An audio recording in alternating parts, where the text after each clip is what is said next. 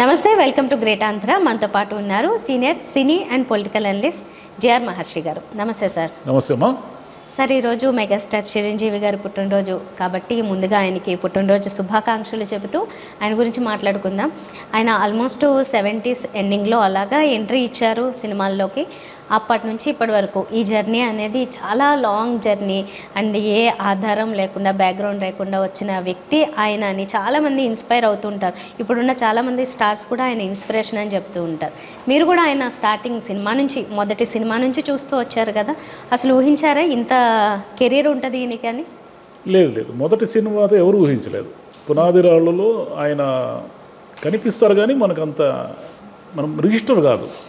అంటే ఈయన చిరంజీవి అనేది మనకి చూసినప్పుడు రిజిస్టర్ కాదు.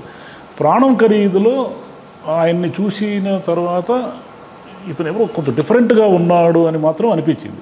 ప్రాణం ఖరీదు సినిమాలో ఆయన ఒక పొలం పాలేరుగా యాక్ట్ చేశారు.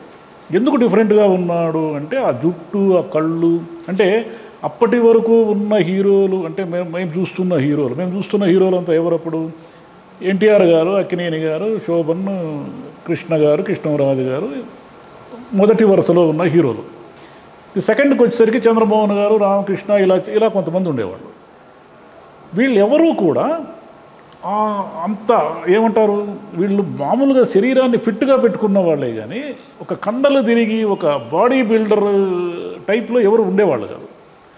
ఆయన డిఫరెంట్గా కనిపించారు ఆ ప్రాణం ఖరీదు సినిమాలో. తర్వాత ఏమైంది, మన ఊరి పాండవులు సినిమా వచ్చింది. మన ఊరి పాండవుల్లో యాక్చువల్గా కృష్ణరాజు గారు, మురళీమోహన్ గారే లీడ్ రోల్స్. ఆ 5 మందిలో ఒకరిగా ఈయన ఉంటాడు చిరంజీవి గారు. కానీ ఆ 5 మందిలో ఒకడిగా కూడా ఈయన యాక్ట్ చేసిన పద్ధతి కానీ, ఈయన లుక్స్ కానీ, ఎక్స్ప్రెషన్స్ కానీ చాలామందిని అట్రాక్ట్ చేశాయి. ఈయన ఎవరు భలే ఉన్నాడే చిరంజీవి అంట, కొత్తగా వచ్చాడు అని మేము ఫ్రెండ్ సర్కిల్లో, మేము చిన్నపిల్లలు కదా ఇంకా, అప్పుడు మేము కాలేజీ చదువుకునేవాళ్ళం, అనుకునేవాళ్ళు. కానీ ఆయన ఈ రేంజ్కి వెళ్తాడనేది అప్పుడు ఎవరు ఎక్స్పెక్ట్ చేయాలి.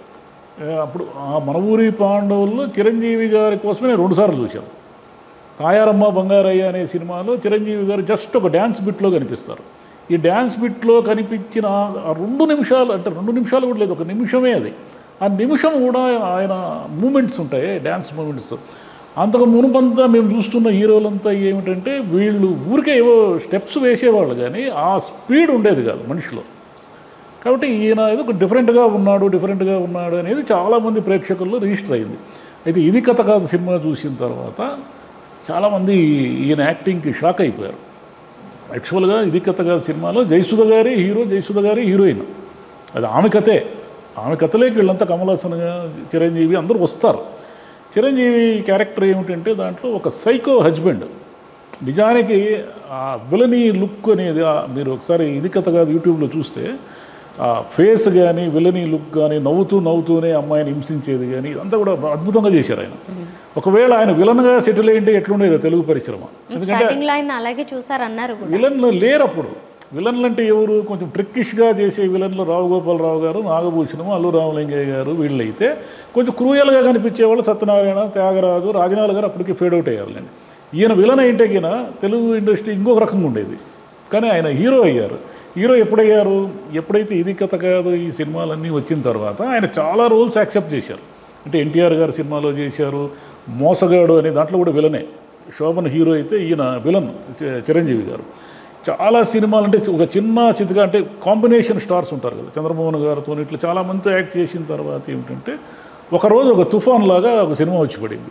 అంత మునుపు చిరంజీవి గారు, పున్నమి నాగు, వీటన్నిటిలో కూడా ఆయన గుర్తింపు పొందిన హీరో అయినప్పటికీ ఆయన సినిమా కోసము పొద్దున్నే హౌస్ఫుల్ కావడము, లేదా జనము అప్పుడంతా కౌంటర్లే కదా, టికెట్ కౌంటర్లో నిలబడాలి తెల్లారిపోయి, జనమంతా పోయి తోసుకోవడం ఇవన్నీ లేవు. ఖైదీ సినిమా ఎప్పుడైతే రిలీజ్ అయ్యిందో పొద్దున 8 గంటల షో, మేము అనంతపురంలో ఉన్నాం, నీలం థియేటర్లో వేశారు. 8 గంటల షో ఎప్పుడైతే బయటికి వచ్చారో 11 గంటలకు జనము, 11 గంటల తర్వాత ఇంకా ఆ సినిమా టికెట్లు దొరకలే. ఎందుకంటే అది అంటుకునేసింది మౌత్ పబ్లిసిటీ.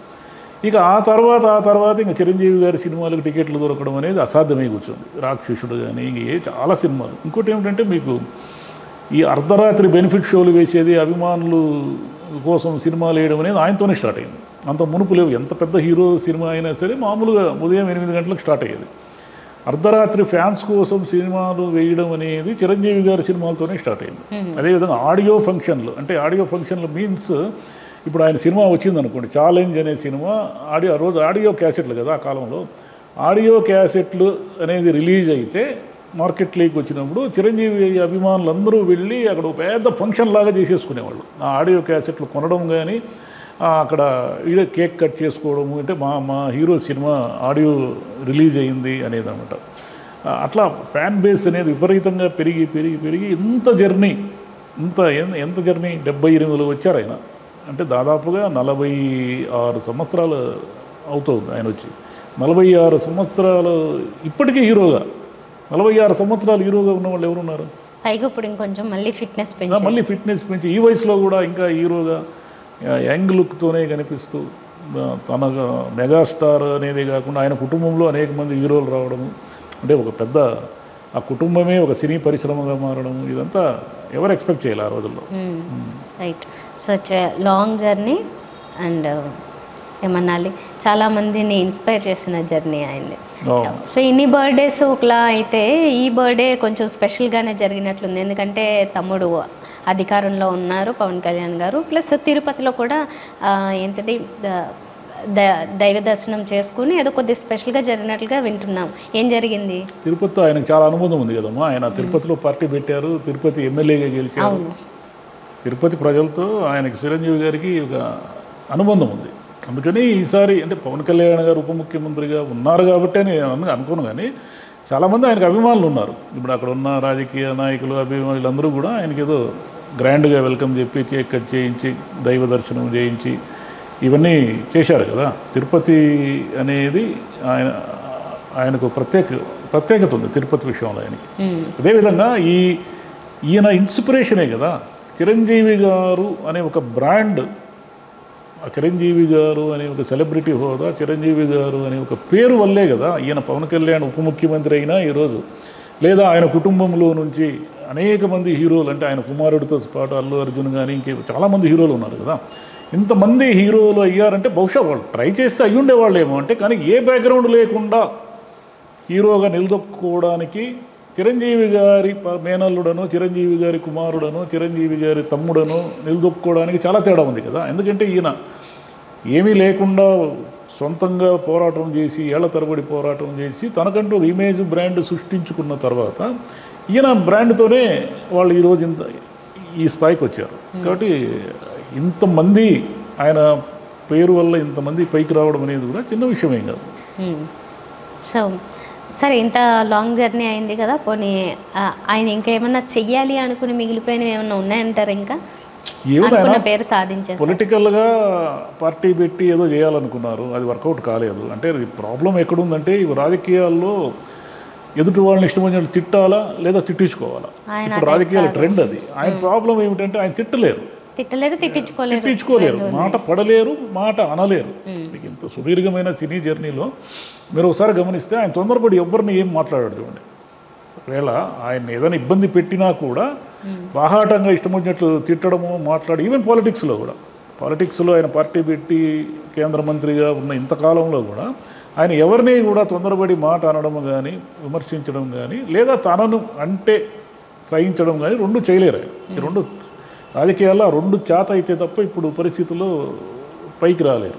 అదేవిధంగా పాలిటిక్స్లో కూడా ఆయనకు క్లీన్ ఇమేజ్ ఉంది. మీరు గమనించండి, కేంద్ర మంత్రిగా చేసినప్పటికీ పార్టీ పెట్టి పార్టీ విలీనం చేయడంలో అనేక మందికి అభ్యంతరాలు ఉండొచ్చు, కానీ కేంద్ర మంత్రిగా పనిచేసి పాలిటిక్స్లో ఉన్నప్పటికీ కూడా ఏనాడు కూడా ఆయన మీద ఒక చిన్న అవినీతి ఆరోపణ కూడా రాలేదు.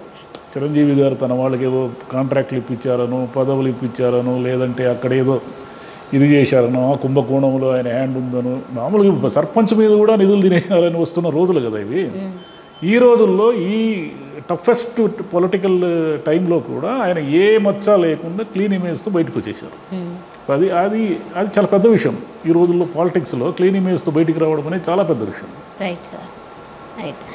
సో ఓవరాల్గా ఇంత సక్సెస్ఫుల్ జర్నీ ఉన్న చిరంజీవి గారికి వన్స్ మోర్ హ్యాపీ బర్త్డే. మీరు థ్యాంక్ యూ సార్.